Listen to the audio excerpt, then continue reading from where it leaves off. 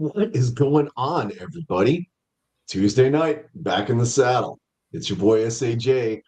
I am coming to you live from, I don't know if I've used this one or not. I'm going to try it out and see. But the TJ Maxx studios. You remember old TJ Maxx? We still have TJ Maxx here. Huh? TJ Maxx? Yes, TJ Maxx. There's still like 1,000 TJ Maxxes around. Not here in San Antonio, Yes. liar. Yes. Okay. Bro, we've Whatever. got a distribution center down here. Whatever, liar. The point being is that I'm still coming to you live from somewhere. I don't know where, being that you're being a jerk about it. So, but Well, okay. So your turn. Where are you coming from tonight? today, today I'm gonna come at you from the Fruitopia Studios.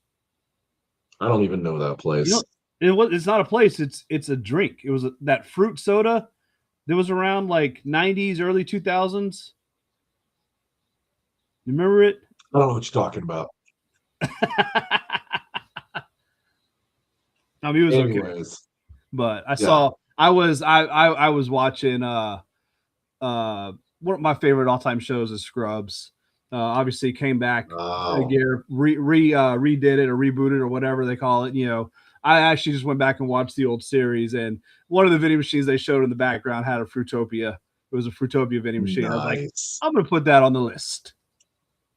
You know, it's funny that you say that. Apparently, and I've never actually seen the show, but Stranger Things is supposed to be taking place in like the 80s. And Mm-hmm. that probably would be a great source for us to get some new ideas. I saw, so I saw the very first season of Stranger Things.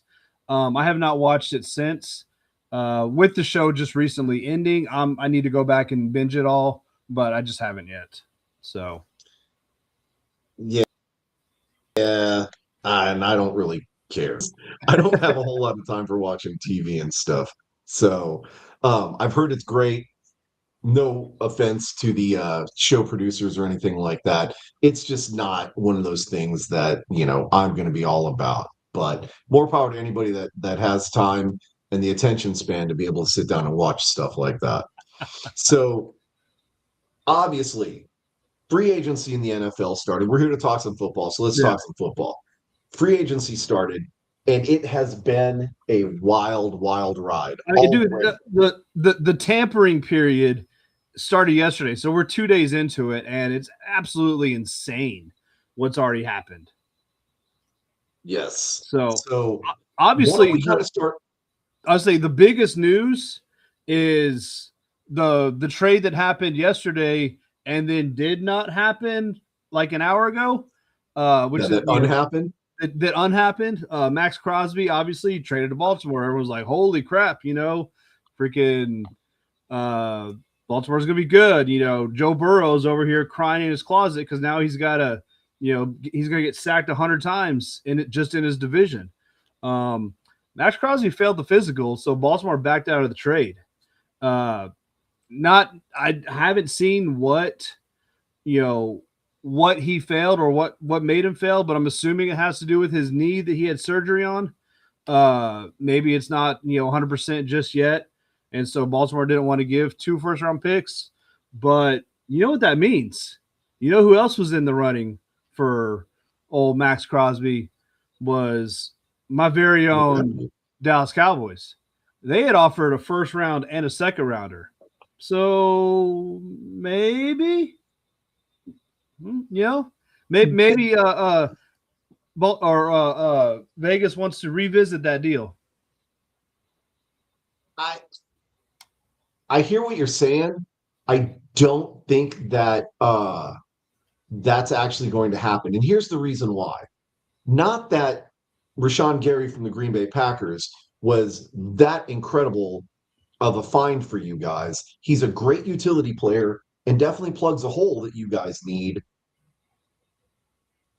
He's not, he's not a player that's going to break the bank or anything like that. He's a good utility player. He's going to fill a hole that you guys have, whatever. This frees you up to then look for other, maybe not nearly as expensive options as Max Crosby. I don't think now. Don't get me wrong.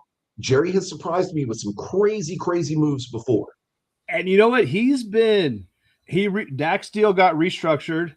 Um, who Quentin Williams, I think, restructured his deal earlier today. So they've already just kind of restructuring some deals, freed up an extra. I want to say it was probably $20 million in cap space. I don't know off the top of my head, but quite a bit. So you know, I think Jerry's looking to do some stuff, and really all the moves they've made so far have really been defense, which is obviously fantastic because defense was hot garbage last year. So It and it was. I just I don't see mortgaging the farm to get all these different players. I mean, Rashawn Gary fell into your lap, and yeah, it wound up being a great deal. You guys gave up nothing really for a guy gave up a who fourth we round were pick. right of So next year's draft. Tim, that's actually a true statement, and I can't say anything. yeah, Rudy. Um. Anyways, Cowboys giving up more than what they've already done to get Max Crosby. I'm not gonna say it's impossible. I would say it's a little bit far fetched, but then again, this is Jerry Jones we're talking about, and Jerry does what Jerry wants. And so if he I decides that he wants to get Max Crosby, he's going to get him. Now he'll yeah, probably and work out I one don't heck of think a deal. the Cowboys would ever go back and say, okay, well now we're going to offer you two first round picks. Because that's why the Raiders took the deal from the Ravens, because the Ravens offered them two first round picks, and Cowboys offered a first and a second. So you know what? If Jerry I would say, hey, same deal's on the table. You know what? Maybe you get two second round picks now because he failed a physical. But Or I maybe don't like a think first and a third. yeah, something, just something back. I mean, hell, we got two first round picks this year, two top 20 picks. Thanks Green Bay for that one. So we've got one of them we can burn, and then yeah, a second round pick or something, whatever. So you know, with that, it wouldn't be. I don't think it wouldn't be leveraging the future or anything, but I think there's still an offer to be made for sure. Potentially. And again, it's ultimately up to Uncle Jura what he decides he wants to do. We're not going to really be able to speculate too terribly much on what Jerry is going to do because let's be honest, as I said before, Jerry does what Jerry does. And it's almost unpredictable what Jerry is going to do. So, and I honestly, I'm going to hate to say it this way, but from a sports fan standpoint, it's almost better that he does that because it keeps things interesting. You Again, never really know. we said this 1,000 times. The Cowboys are never boring. It's the best No. reality show on television. So, you know, Yeah. but other And than Crosby for the Cowboys, man, I've liked what they've done so far in free agency. Obviously, the first one was Javonte Williams. Re-signed him. First year with us last year, had an amazing season.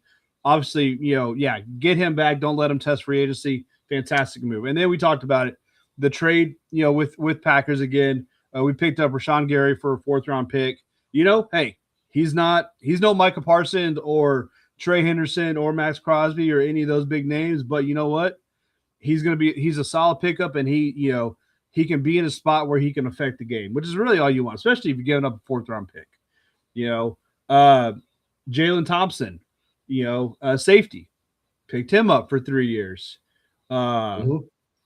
We re-signed Sam Williams, who he had a pretty good year for us, and then PJ Locke picked him up. So we Yeah. picked up Otito Ogbonia, nose tackle, and then so we see all of our moves have all been on defense, except for picking up the running back. And then obviously Mhm. the other move that we're waiting on is franchise tag George Pickens.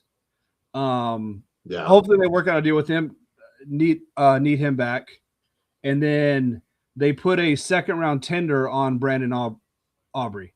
So he can go out, he can find a deal that he likes from another team, and the Cowboys can match it if they want, or if they don't, then the team he'll go to the team, and the team has to give up a second round pick.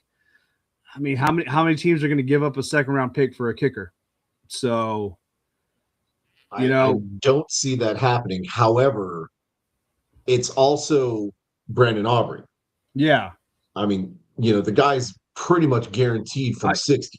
yeah, you cross And midfield, you're real good chance you're getting points on that drive. So, he is a uh solid pickup, but you know, I obviously I hope the Cowboys keep him, but the way they kind of played, with this, I think that puts them in a real good position for it. So, you know, this is free agency too. Like we still have the draft coming up in like a month.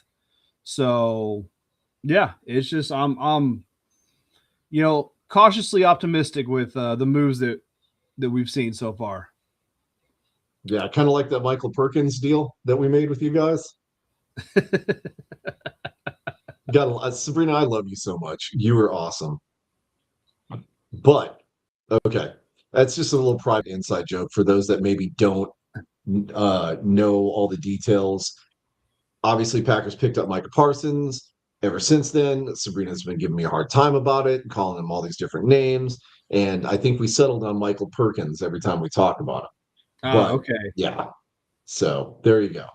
So what about Um, what Green Bay's been doing, man? Have they made any moves other than trading away a defender and losing a backup quarterback? Actually, we did make a trade. Well, and we lost a wide receiver also. And, yeah, that's right. That's right. Yeah, lost a wide receiver. That's true. Right. Now, okay, so we lost uh my guy. God dang it. Malik Give Willis. me a second, I'll remember his name. Yes, Malik Willis. Thank you. Yeah. Because I was focused on Romeo Dobbs and just kind of lost it. So we lost Malik Willis to Miami, which I think For 3 years, what was it? $68 million. 68 million. 45 of it guaranteed for Mhm. And Malik Willis. Now, he's played good in some of the positions he's been given, but is he a $23 million or $23 million a year quarterback? 100%. Golly. If you can give guys like Prescott and the redheaded stepchild money like that, you can give it to Malik Willis because Malik Willis has proven that he is a tangible commodity. He can produce results, and he will. And you guys will see why I kept saying from the very beginning that we I mean, mortgaged the farm for the will we wrong though? guy.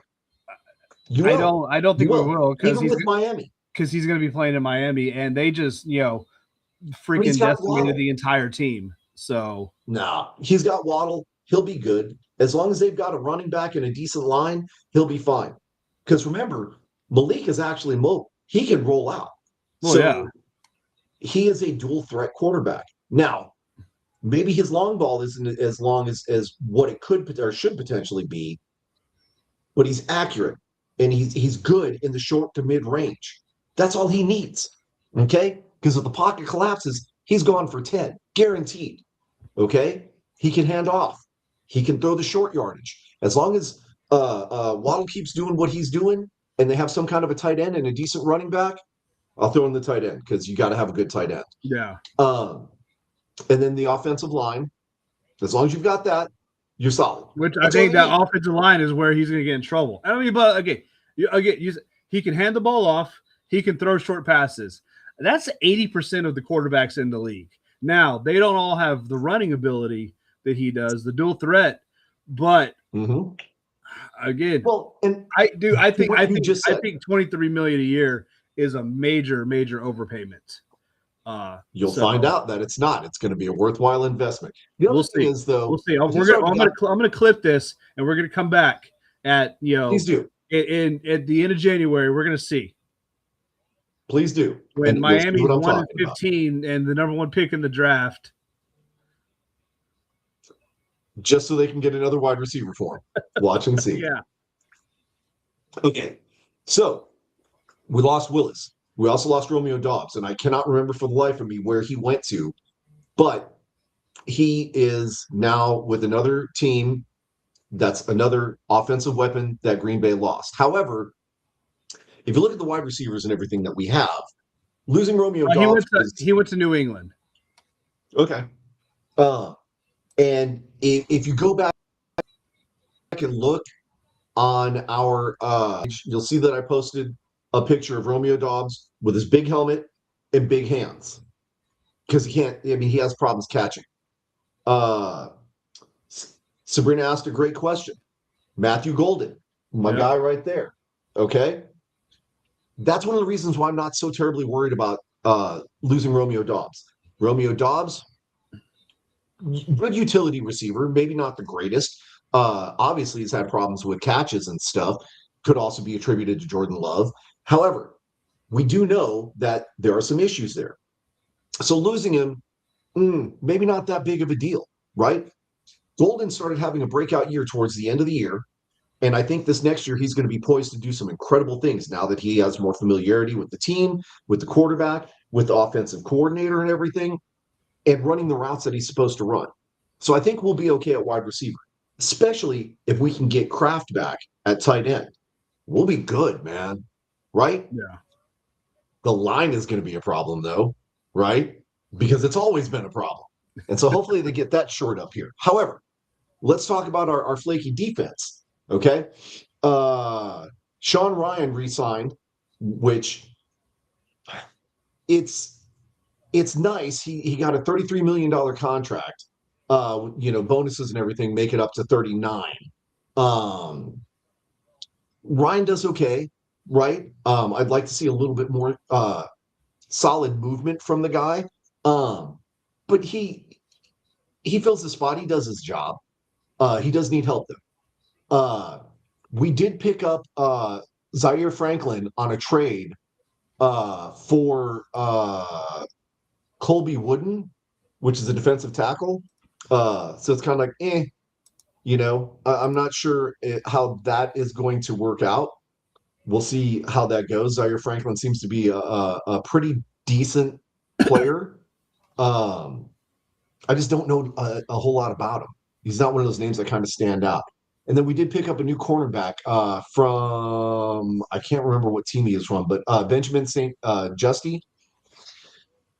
Hopefully that will help out our secondaries because I've said it numerous times. This is like year, 3 now that I've said our secondaries, our cornerbacks and safeties are not where they should be. They get burnt quite often. But on the same token, okay, Sabrina's been roasting me about that also. I apparently say that quite a bit, and that's okay. I have a feeling that we're probably going to wind up roughly in about the same spot as we did this last year. Maybe a playoff contender, sneak in on a wild card. If we do make it into the playoffs, we're probably going to be one and done. I just don't see unless we make some major moves on the line or on defense, right? Because we don't even know, we don't know what's going to happen with Parsons. Is Parsons going to come back as good of a player as he was before? He got injured, week 11? So he's going to be. I thought it was week 10, but yeah, he's not coming back until the middle of the season. Yeah, if that. So, you're not gonna have him for most of the season, probably, or at least half the season. Yeah, it's probably about half the season, but he has been projected to be ahead of schedule on his recovery. Now, again, we just don't know, right? We've seen several players that come back and they're not the same player. Yeah. Or they go out there and they try to be the same player and re-injure or make the injury worse.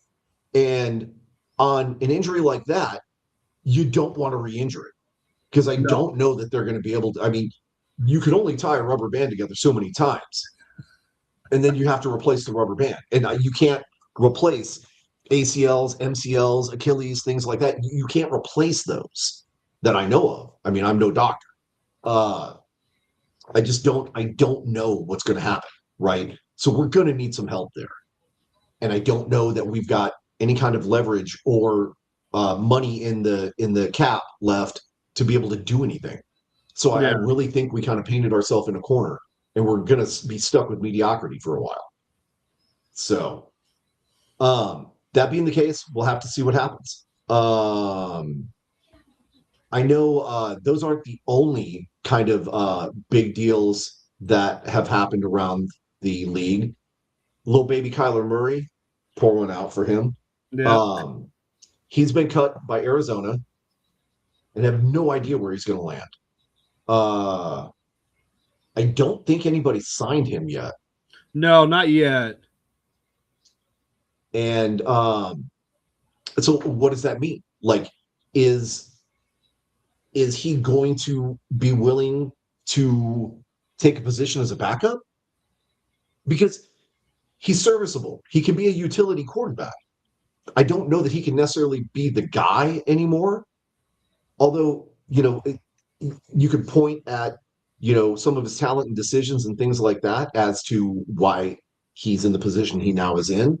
You could also attribute that to the system that he's been in. Maybe it was the wrong system. It wasn't designed He's for a been in quarterback. like 4 different systems. So were they all wrong? I mean, I just think his biggest No, problem but they're pretty similar. is he can't see over the freaking line. I mean, the Well, that dude's could be five too. foot three. So That could be also. And maybe he does need some lifts in his shoes. I mean, they do make those. So it would have to be some pretty big lifts. it was I those mean, you know like I've never seen the 6 inch. sheetrocker stilts. Yes, I've never seen 6 inch platform cleats, but that could change. You You never know know. what? You know what? I'll tell you, kind of there's been a couple surprising moves. The first one that was Walker, Super Bowl MVP, Kenneth Walker, went to the Chiefs. Seattle, Mhm. you know, I don't know. I don't know how hard they tried to keep him, but you would think, you know, I mean, again, the man was the Super Bowl MVP for your team. I would think you would try a little harder to keep him and not let him go to the Chiefs. But maybe, he was kind of filling in for Charbonnet when he was injured. Maybe they think that, Charbonnet's still the guy for him. But man, that was kind of surprising. And I think the shock of the day of the free agency so far was Mike Evans of the 49ers. Like, I didn't even think that, it was, potential that he was going to leave. But yeah, I mean, Well, that was surprising as hell. you can say that, but look at a guy like Max Crosby, who is, bleeding, silver and black, specifically said he never wants to play anywhere else, and then he's gone. But You know, he said that, but at the end of the season, like he it was already being reported that he wanted to go.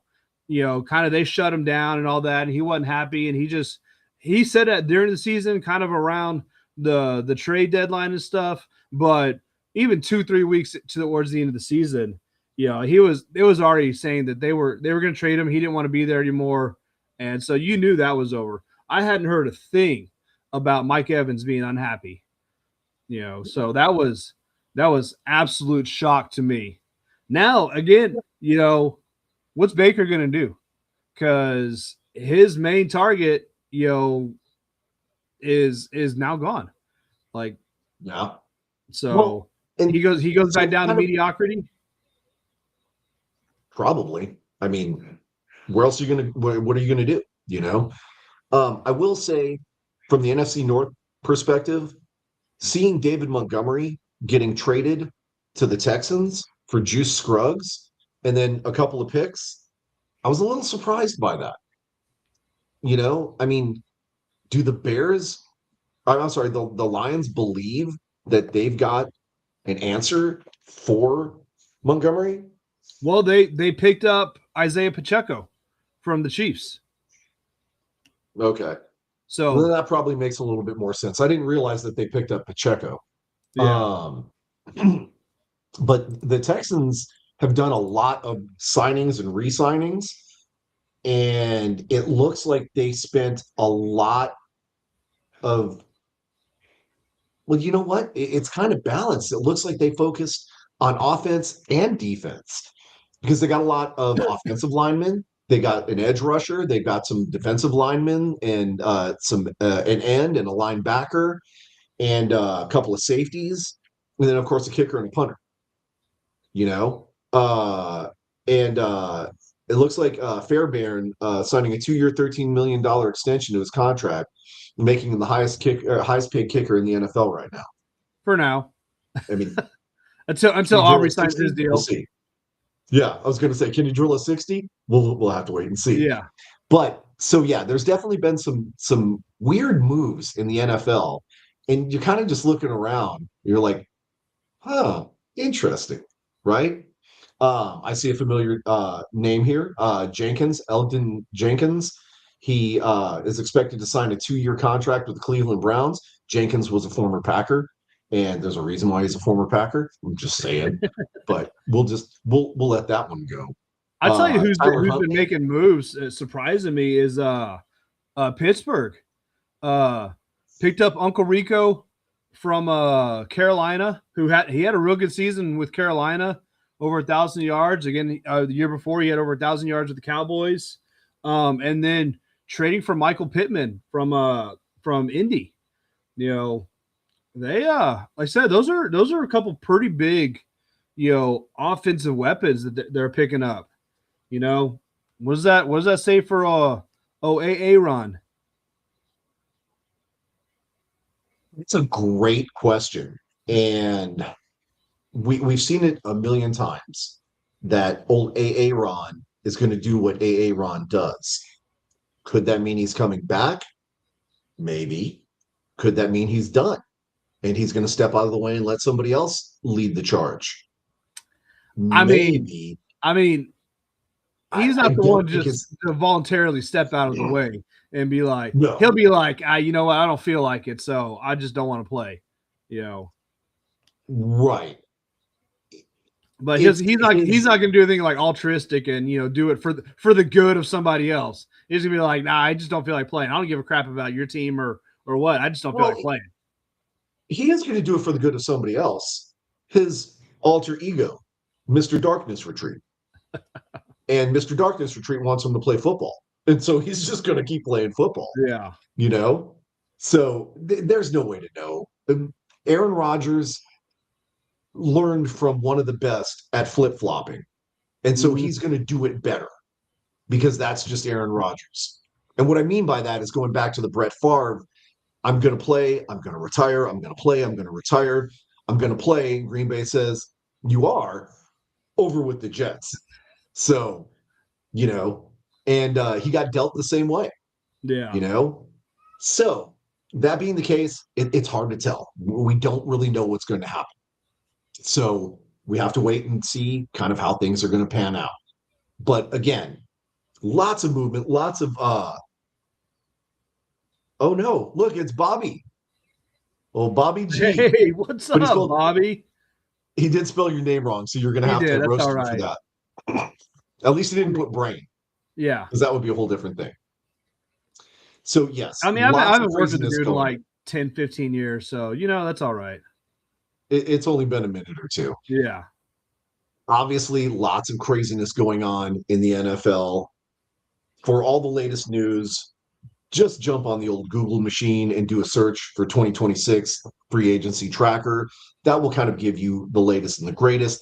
And again, we're only 2 days into it. So Dude. there's bound to be much more news. Maybe And not, like you it know, even hasn't even officially started yet because now it's just the tampering period. None of the right. deals become official until tomorrow.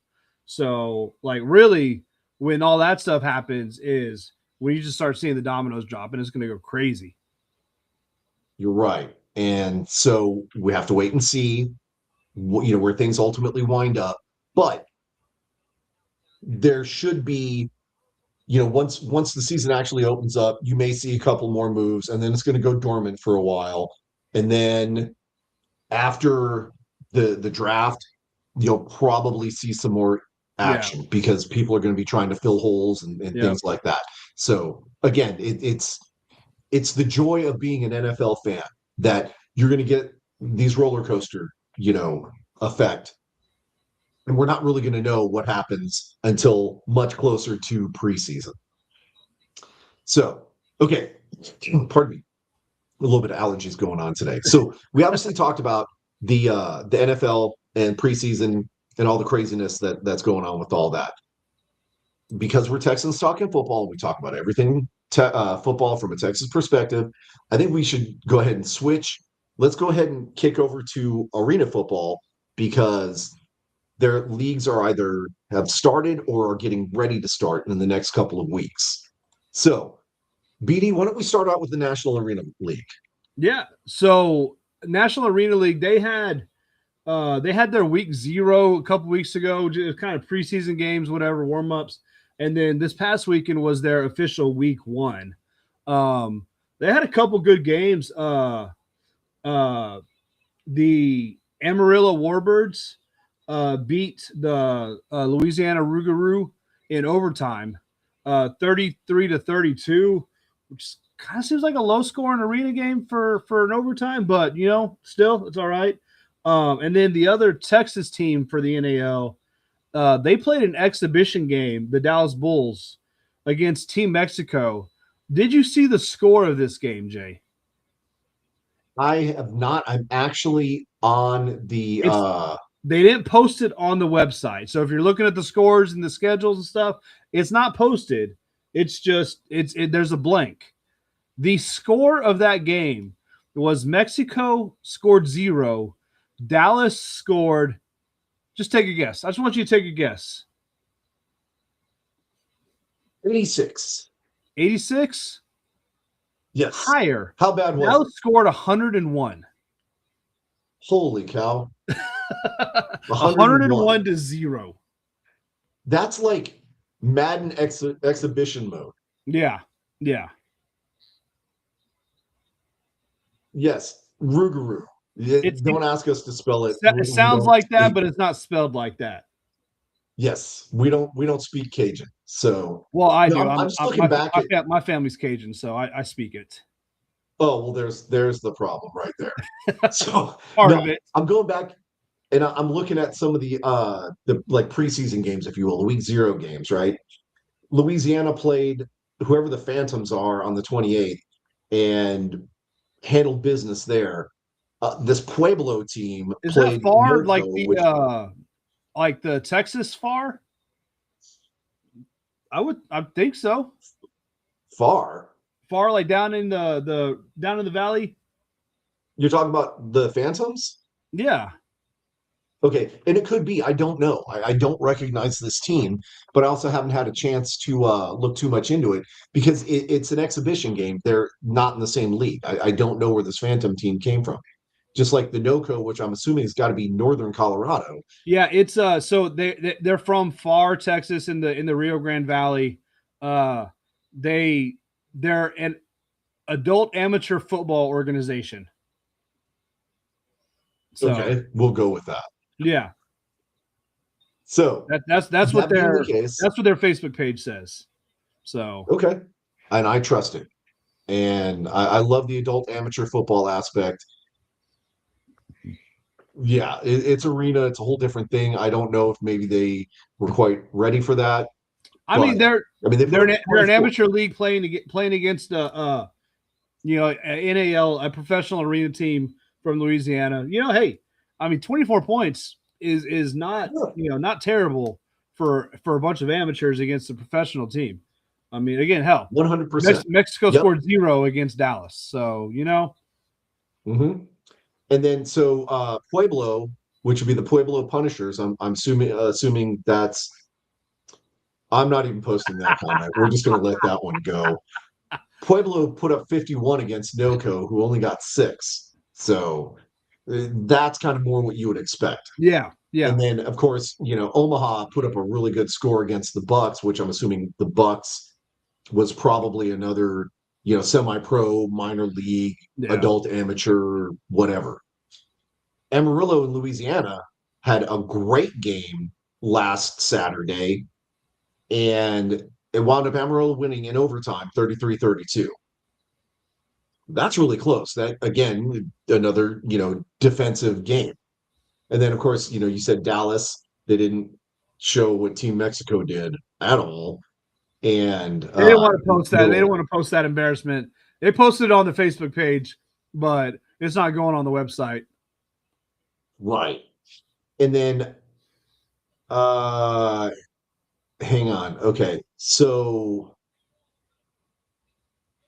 oh, here we go. Here we go. Now this is making a little bit more sense. Okay. The Dallas game, let's see if they actually put it on. Yeah, no, they didn't put the score anywhere. And I don't necessarily blame them. Anyways, so Sioux City beat the Lightning 62-19, and that Pueblo in the Colorado game looked to be pretty good. Pueblo wound up winning 56-45. So that's kind of that whole preseason. So Yeah. the season actually starts this. Oh, you know what? Hang on. That's not No, true. no, The that season was has already started. yeah. Last week was week 1. We're Yeah, coming up on week 2. yeah, we're on week No. 2. And so Amarillo is going to be facing Sioux City Bandits Yeah. at home. That should be a pretty good game.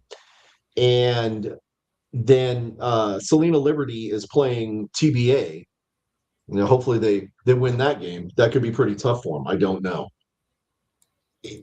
There should be some pretty good games this week for week 2. Yeah, you And got Dallas playing their first the first official game against Colorado. So, like I said, they're starting, Selena, the Liberty, they're playing an exhibition game again against, whoever they find. Other than that, really there's kind of a handful of exhibition games throughout the rest of the season, but you're getting into the NAL schedule after this. So, it's focus on Dallas and Amarillo, you know, even though I yep, don't like the Amarillo Warbirds. I think they should have stuck with the West Texas or something, or I just it had a nice you know better ring to it. true, true. But yeah, I think West Texas Warbirds was just a better name in Yeah, general. But that's, again, I'm biased. I like things that kind of flow and just make a yeah, little bit more sense, right? Amarillo Warbirds just doesn't catch your attention the same. no, Anyways, we're definitely pulling for them, right? Because we're going to root for all Texas teams. So let's switch over to the AF1 because they're actually having a season 2. Kind of surprised, but it looks like they did some of their homework and kind of pushed out some of the problem teams. And it's not really necessarily problem teams. It usually kind of goes back to the owners, but they did push out the Tritons. And side note, the Texas Syndicate actually has the quarterback from the Corpus Christi Tritons, who originally played, real American football, and so yeah, now he's kind of back in that driver's seat with a little splash of the Canadian football in the fourth quarter. Texas Syndicate should be an interesting team to watch, but we'll get to that in a little bit. I don't want to get too far ahead of us. Let's focus on Arena Team, right? It looks like AF1, their season starts April 11th. yeah, And so there's a couple of games going on. Albany Firebirds are going to be playing a name that we recognize because they were in the National Arena League at one point. And then, of course, Beaumont yep. The Renegades Renegades. are, yes, in the AF1. They're going to be playing the Oceanside Bombers, a team we don't really know anything about. But if they're in the AF1, especially after this revamping, it should be a pretty interesting ordeal to watch. And one team I'm interested in, not just for aesthetics, is going to be this new Michigan Arsenal team. Don't know how Michigan is going to be as far as receptiveness to arena football. So I want to see kind of how they do and how their numbers do. I know Green Bay Blizzard did pretty well bringing Yeah. fans in, and that makes sense in a smaller community like that. But let's see what happens with Michigan Arsenal. But anyways, that season doesn't start until April 11th. So be ready for that. And then of course, we would be remiss if we didn't talk about the indoor football league. Which they start their, I guess their So, season 0 starts this weekend. okay. And I'm trying to find their website. Oh, here we go. Here we It's go. Uh goifl.com. yeah. And I apologize. I'm saying a lot tonight. I'm catching myself doing it. I keep getting distracted because I'm looking for information that wasn't prepared. It wasn't. So, season actually starts what this weekend? It looks like. This weekend, yeah. So The dumbest team name in the league, the Quad City Steamwheelers, that's your favorite team. Don't is lie. playing Fisher's Freight, and then the Which Nighthawks are playing the Green Bay Blizzard. Now you know what I'm gonna have to look. Didn't we talk about that there was another team that might be taking the dumbest name away from the Steamwheelers? I don't. Man, it's not in the IFL. I gotta go back and look. I remember there being a stupid name. And Wasn't I it am something like sure the Kentucky Barrels or something like that? yeah, that's in the Arena Football One. The Okay. Kentucky Barrels, maybe not necessarily the greatest name, but it makes sense because it's Kentucky and it's bourbon and it's whiskey. Right. But so it may not be the greatest, but at least it flows. It makes sense.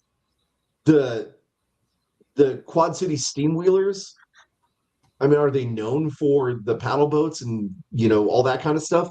Nobody knows. And then the Fisher's Freight. What is a Fisher's? Do you know any town that is Fisher's? Like, I don't know. I'm sure, and I hope we're not offending too terribly many people, but I do. it just doesn't. It doesn't really flow. It doesn't make a whole lot of sense. Anyways, that's just us. Us opinionated guys. Now, we want to talk about. Here's the schedule. I want to bring up their schedule so we're prepared for it. So Fisher's Freight is based in the Indianapolis metropolitan area. That doesn't track at all. Yeah. Okay. Yeah. There's got to be something more there. Maybe we need to do some research to find out why it's named Fisher's Freight. Maybe it's a guy named Fisher that owns a freight company, and so it's Fisher's Freight Company, kind of like the Acme Meat Packing Company became the Acme Packers and then the Green Bay Packers. I don't think it's that deep and complicated, but we'll see what happens. We'll just do some research. Okay. Anyways, so you've got that going on. The Saturday and Sunday, you've got one game Saturday, one game Sunday, and then you've got two games the following Saturday, and then one game Sunday, and then things just really kind of start kicking off from there. Well, then you got a Monday. Then you got a Monday game too, so they're stretching out. So the first 2-3 weeks, week 0, week 1, week 2, they're kind of just I guess just week 0 and week 1. Week 2 is kind of when everyone else starts playing. It's when San Antonio kicks off, and so. And that should be a good game. We've talked about it very little, and we definitely don't want to make it seem like we're forgetting about San Antonio Gunslingers because they are important. Yeah. And they're making a lot of moves in the offseason, most of which have gone quiet and unnoticed. I really believe that the San Antonio Gunslingers team is going to be coming back much different than what the team last year, because obviously last year was a terrible season for them. Just disappointments all around. Obviously, coach stepping down and just kind of just the entire season was just kind of just mad, blah, just season to forget about. But they look like they're making moves to kind of get back, maybe fight for one of those upper spots in the league. Oh, definitely. And they're going to be playing an opponent that should be a great test for them because Tulsa was pretty good last year. So we can Yeah. expect pretty much the same from Tulsa, unless they got absolutely decimated, which I didn't see anything that would make me believe that. So Tulsa should be a pretty strong opponent to test this new team and the new coach and to see kind of where things are going to be at. And the cool thing is, it's going to be here in San Antonio. So maybe we might have to make that game. BD, what do you think? Uh, we'll see. We'll see what I got going on. I may have something, but just real quick, not change the subject, but breaking news per ESPN: Cowboys are not expected to pursue Max Crosby again. Oh, So nice. That should be very interesting as to what it's going to do with the landscape. Who's going to go after Crosby now?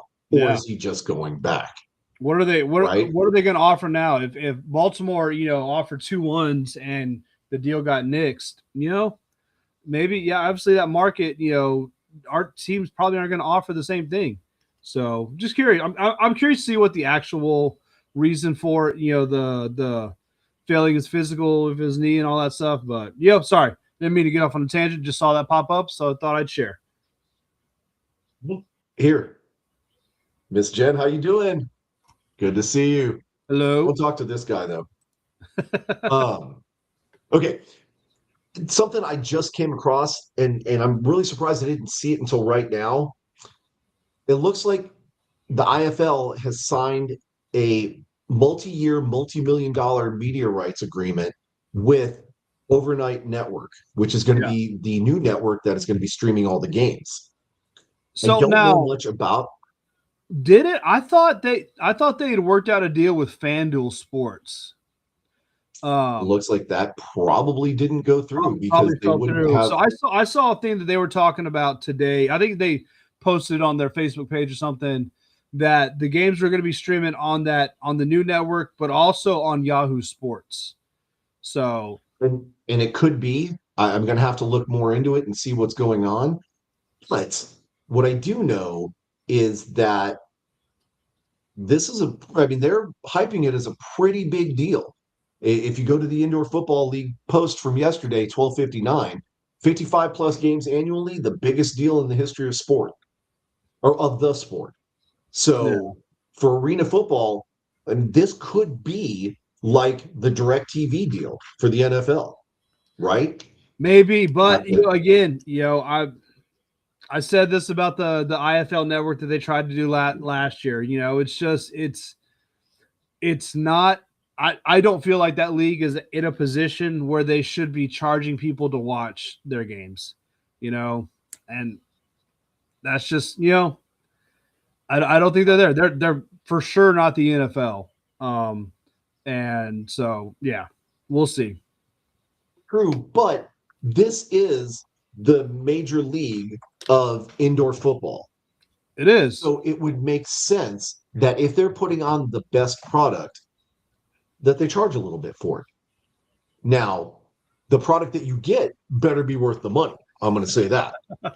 So if I'm going to pay my hard-earned dollar, not dollars because I only get a dollar, but if I'm going to pay that hard-earned dollar to watch indoor football on the old interwebs, it better be worth that dollar.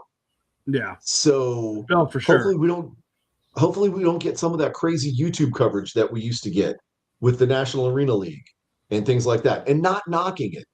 I just think that maybe a little bit more effort be put into the production of it. And I'm hopeful that that's what we're going to get with this new network. Now, hopefully they have like a monthly installment plan or something that I can get out of if it's really horrible. We'll see. But yeah, so going back to what you were saying, Indoor Football League did actually make an announcement on February 25th that everything is going to be broadcast through Yahoo Sports. But it looks like maybe this other media company came along and offered a better deal. And so they jumped ship. Have to wait and see. Regardless, that's kind of what's going on. So I expect us to see a revamped and refocused San Antonio Gunslingers team, especially with the new coach and some of the new signings that they've done. They signed a new offensive coach. I mean, was it offensive line coach? And there's some other coaching changes that have been made. Some incredible players that have been signed. For example, there's Josiah Pierre. Sorry, I apologize. I couldn't spit it out. New defensive lineman. He played for Florida, Texas Tech, and UCF. So he's got some football experience. And there's several others. There's one gentleman, in fact, that had signed not too terribly long ago. We're still working on trying to get him on the show, but getting people on the show is not always the easiest thing on earth to do.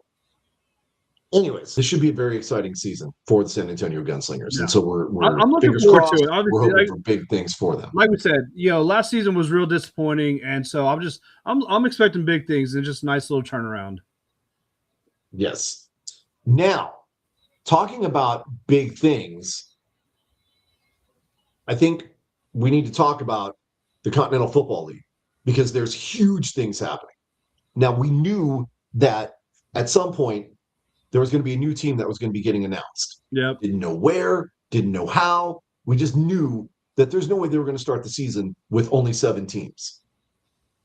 And they did not fail to make a big splash by adding the 8th team to the already glowing or not roster, list of locations. The league, Yes. Obviously, it was the Fort Worth Braves again, the Southern Division. Obviously the North had their 4 teams. They were looking for Southern was looking for their 4th, and obviously it's been in the works for a while, but Fort Worth came and they announced it today, which I'm kind of glad. It's in Fort Worth. We talked about this a couple months ago or a while ago. I felt like the Texas teams, the Southern, were a little too compact for, obviously trying to be regional and stuff like that. I felt like there probably should have been a team, Dallas area, Houston area, something like that, still close enough to travel, but it's kind of a separate region. So I think, putting a team in Fort Worth definitely kind of hit that mark right there. Oh, by far. And I do love the fact that it is spread out, not so concentrated West Texas. This is going to give us a little bit more variety, a little bit more regional action, a little bit more fun, right? For us traveling around Texas and chasing after the team. And especially if we go to some of the northern locations, such as Cincinnati. I've never been to Cincinnati. I'd love to go. The Ohio Valley area. I know of it. Never been. Right? It'd be fun to go. And then, of course, for our good friend, Coach Tom Walker, Indy has a team. So I've gotten him signed up as the Indianapolis Capitals #1 fan here in San Antonio, Texas. Because there you go. I'm sure there's other fans that actually know what's going on with the Capitals. And Coach Tom is not going to know what's going on with Capitals just yet. But I'm going to get him. I promise you. He's going to be wearing their gear here, even if I have to buy it myself for him. But this is huge. We have already talked about. You missed one. You missed one northern team. Oh, well, of course, the Michigan Arrows. Yes, there you go. About the Michigan Arrows. And our friend Lauren, who is definitely covering them with some of his new podcasts. And the thing I like about this is that most of these teams have a historic connection back to the original Continental Football League. Yeah. I don't know about all of them because I do need to do some research. I don't know that the Texas Syndicate had any kind of roots in the original Continental Football League, if you will. I don't think so, but right. But all the rest of them, the Dukes, the Toros, Michigan, the Ohio Valley Ironmen, who was like a cornerstone of the original COFL in the 60s, right? All of this harkens back to a time when the Continental Football League stood shoulder to shoulder with the National Football Conference and the American Football Conference, right? Not saying that these guys are trying to replace the NFL. That would be silly. Nobody's trying to do that. But what it is telling me is that this league is poised to focus on success and bring good quality football to the field during the summertime and give young men and coaches and things like that an opportunity to increase their skill set, increase their knowledge, and have chances to move on to other Yeah. things, such as the Canadian Football League, or maybe they take somewhat of a lateral step and go into the UFL, right? Or maybe they get a chance to go directly into the NFL. If you look at some of the coaches that are involved in this league, these guys have serious football connections, and it's to the continental or to the Canadian Football League and to the NFL, right? So there are going to be plenty of opportunities for these young men to hone their skill, these coaches to refine their skill, and for them to have opportunities to move on to something else, right? Yeah, definitely. So,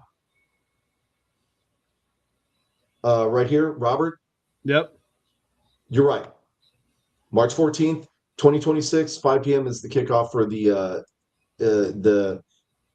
Indoor Football League. I don't know why I was going to say international. It's not the case.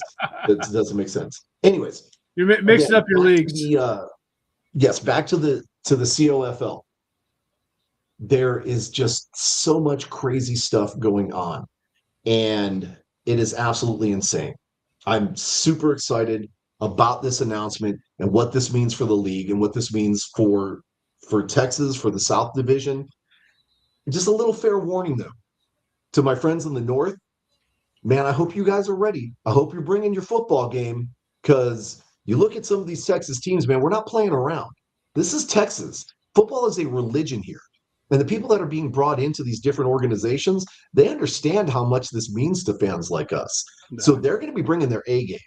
And I hope you're ready. And then for the rest of the Texas division, same warning. You better be ready. Coach Bedwell and company, Coach Glanville, all of our boys on the San Antonio Toros team, we're not messing around. This is the heart of football country. So you got some seriously starved football fans here looking for something to do, looking for something to root for. And the team understands that. And they're going to be bringing the best that they have. So the rest of the Texas division or the South division, you better be ready, because we're going to be putting up one heck of a fight. And I see the Toros going deep, deep into the playoffs first year, right? We got a lot to prove, but we've got the firepower to do it. That's right. You've seen several interviews on here already from several of the players. The syndicate players, the syndicate coaching staff, Quincy, love you to death.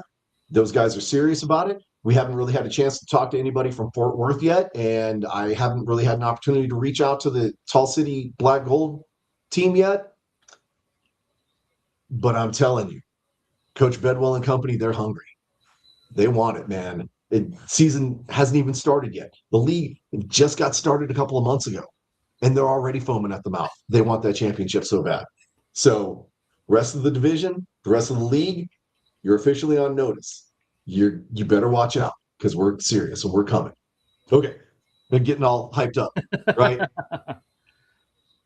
uh, that's if that's going to be on the schedule, that's definitely happening, man. Wherever the team is going, we're going to be for sure. I'm going, right. And look, even Jen's ready. She's ready to strap on the gear and go put a smackdown on somebody. So, okay, now that we're all hyped up and everybody's all, you can already feel the caffeine going through your veins and everything, we want to talk about the upcoming schedule as far as different events. So, not this next weekend, but the weekend following, March 20th, is going to be Toro Spirit Night at Smoky Moe's on UTSA Boulevard. So that's out on the northwest side of town. If you're here in town, try and make it out there. It's 5 to 7. Okay. And right here,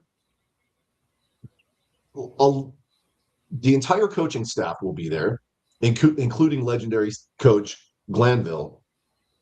and Coach Bedwell and everybody else going to be there. There's definitely going to be players there, right? It's it's going to be phenomenal, including the latest addition to the San Antonio Toros, Mr. Oscar Cardenas of the UTSA Roadrunners, That's right. right? Huge name. Again, I'm And you're telling seeing a lot. You're seeing a lot of that. A lot of the, which is absolutely the design of the league, is you. local talent, people that are that are name recognized for UTSA, for the area. So it's For perfect for them. UIW, for Texas Lutheran. Yeah, I'm sure we're sharing talent with the Texas Syndicate, but anybody out of Southwest Texas, right? All these different universities, Rio Grande Valley, like all these kids now have an opportunity for a chance to be on a professional football squad and continue to hone their craft and further their career. no, Anyways, okay, so March 20th, big deal. Texans Talking Football is definitely going to be there. Miss Jen, we'll see you there. Please don't beat me up. Yeah. Uh, March 21st, we're going to have the coaches clinic. I'm not sure. I'm going to have to check and see the schedule on that and everything. But this is definitely something, if you are a coach or aspiring to be a coach, you're going to want to check this out. Okay. Because some of the best, some of these legends that we're talking about are going to be there teaching this coaching clinic. And you don't want to miss out because, I mean, these guys have a just different aspect when it comes to, football and coaching and things like that. I liken Coach Bedwell's style a lot to Jeff Traylor, where it very much is a servant leadership. And so Jen saying right here, starts at noon. So make sure you go to the San Antonio Toros website or to their Facebook page or to their X account or Insta or anywhere you can find the Toros on social media. And you can find out all the information about it, where it's at. Obviously, it starts at noon, who all's going to be there, all that great stuff. But I'm telling you, if you have the aspirations of being a coach or are a coach somewhere, you're still going to want to go here because you're going to be talking to some of the legends of the game. And they're going to be teaching you things that you probably hadn't even thought of yet. Like, for example, Coach Bedwell is a disciple of the air raid offense that was started by Hal Mummy. Well, Hal Mummy's in the league, yeah, right? And it it is it's going to be worth the effort. I promise you. Get out there, check it out. Tim had Smoky Moe's for lunch, right? So you know it's going to be good food because Tim doesn't just show up to anywhere. Like he picks only the best places, right? So March 20th we've got covered. March 21st we have covered. March 22nd, 12 p.m. to 3 p.m. Harlandale Memorial Stadium, open tryouts. Texans Talking Football will definitely be there for that. Okay. Here we go. Here's something from Jen. Drury Hotel Airport, meals included with the package. So make sure you take advantage of that because it's the Toros. They're not just going to be getting you like those little weird half sandwiches from HEB and like a bag of half stale chips. Like, this is going to be a great meal because it's great coaching. It's going to be 100% worth it. Again, back to the open football tryouts. The Texans Talking Football is definitely going to be there because we want to see the talent that's out there. And from what I'm to understand, there will be guys that are already on the roster that will be there helping out, giving these guys who are fighting for a roster spot the best opportunities to be able to show off their skills, right? So, Tim, you would have to pay a lot more to see BD and myself try out for any of these positions. I don't think we're even qualified to be the hydration technicians for the team. Okay. yeah, So, yeah. and Nobody wants to see us on the field. Jen, your comment, it was perfectly timed to go with what BD and I are talking about. Nobody wants to see us on the field, and we are correct on that. Yes, Um, yes. but yes, again, March 22nd, open tryouts. There are a couple of people that we've met along the way. through the previous sports organization. If you guys are looking for opportunities, look no further than the Continental Football League. There are spots open. So, like Mr. Harden, for example, who said he's hung up his cleats and stopped playing football. Maybe not. Maybe there's a spot for you. Find the team close to you and give it a try. What do you have to lose, right? And I know Mr. Harden would show up and show out. He's been doing it for years. I don't know why the UFL hadn't picked him up, but he's the guy. He's somebody that should be on somebody's roster somewhere. And then there's several other ones we know of also, like Caleb Samuel. Yep. I'm not sure exactly where his home territory is, though, so I'm not sure that I can recommend something for him, but it would still be worth it to look into it. Okay. And look, Rick is stirring the pot. Mm-mm. Okay. Mm-mm. So, okay. Tim, if you can't make the tryouts on the 22nd, completely understand. Try and make the 20th because we'll be there as well. If we're not going to make the tryouts, then we're definitely not going to go out there. Jeez. Exactly. Well, see, what I was going to do was kind of like Mad Max Thunderdome, Master Blaster. I was going to climb on Tim's shoulders and have him go out there, and then I would just control him, and he would make the hits and whatever. But that's not going to work out. And Tim, no, it's going to take more than $10. Yeah. That doesn't even cover my copay for the vet that I have to go to get myself treated. So obviously a lot going on, and it's not just with the San Antonio Toros. There's open tryouts for several of these teams across the league. I know Michigan has some. I know Tall City Black Gold, I think they just did one this last weekend, and they're going to have another one coming up in a couple of weeks. Texas Syndicate is going to be having some going on. They've already done a couple of open tryouts in conjunction with the San Antonio Toros, and I know there was some talent that was found there for sure. Guys, look into this. Yep. Kind of like what we used to say with the UFL. I don't expect you to buy season tickets. One game. Give it a try. Okay? This is going to be much more what we're expecting for these areas when it comes to football. Hard-hitting, fast-paced, good action, great value for the money, good connections with the players, with the coaches, with the staff, right? Such as Miss Jen, right? You'll get to know and hang out with Miss Jen. Phenomenal person. You don't get that with some of these other leagues. So we're encouraging you guys to come check out these events. Go to one game, just one game. Give it one try. And I promise you, you're going to love it. Okay? I'm going to get off my sales soapbox now and probably kind of wind it down there. But BD, we've covered the NFL. We've covered arena football. We've covered the Continental Football League. Anything else you can think of? No, I think that's it. I think we kind of covered the spectrum of kind of football that's going on right now. Yeah. And I know the UFL is going to be coming up soon. There's, obviously the Dallas Renegades or Frisco or Arlington or, whatever city up there that they happen to be representing now.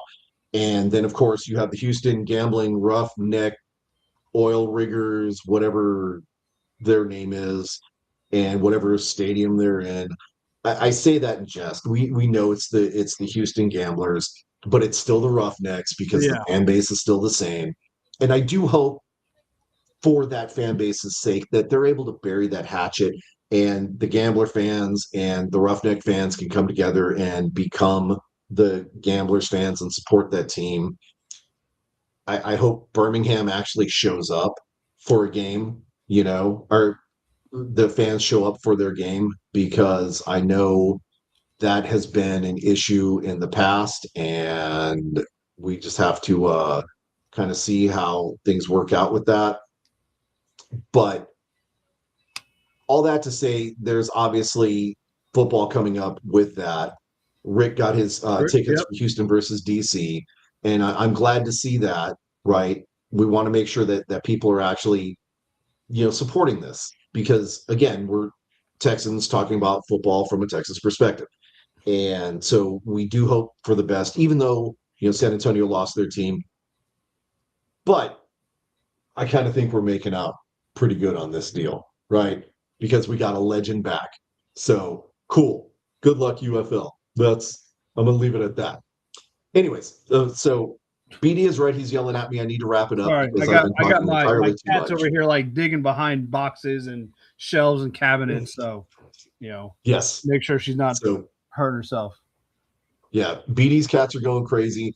I've been talking for entirely too long. So we'll go ahead and wrap it up here. First and foremost, I want to say thank you to all of our friends and supporters, Mike G, XFL, Mike G, the Alternative Football Network.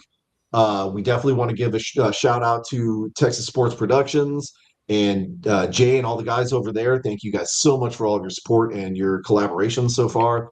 All of our friends over at Pro Arena Talk, we want to thank you guys, all of our supporters with the San Antonio Toros and all the help that they've been giving us in bringing all that information to you guys. We definitely want to thank all of them for that.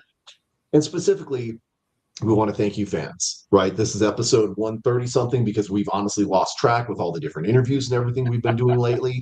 We may be 140 something, who knows? But we couldn't do it without you guys. So fans, Absolutely. thank you so much for all of your support. If you look over above BD's head, there's that QR code. Don't forget about that. That goes to our merchandise store. And by the way, BD, we do need to collaborate because we need to get new merch in there because Yeah, our new you get logo some and more all stuff that. in there. Yes, but scan that QR code. That will take you to our store. You can buy some of our merch, some stickers, things like that, and we will get that new logo updated. I also noticed in the construction site, the ladder has moved from over here to over here. Hopefully, next time we go live again, that will be gone and will actually be done, and then I can do something about all of this. But in the meantime, guys, thank you so much. Love you all. Appreciate all of your support. BD, how are we going to shut the show down today? Well, it obviously we are Texas talking football, but we are getting towards the end of the NBA season. Obviously, I'm a big basketball fan, big Spurs fan, so I'm kind of a little pretty pretty well in basketball mode right now. So I'm gonna end this with a suck at Oklahoma City. Well, you know why Texas doesn't fall into the Gulf of America, right? It's because Oklahoma sucks. Boom! Take that. We'll see you guys soon. Take care.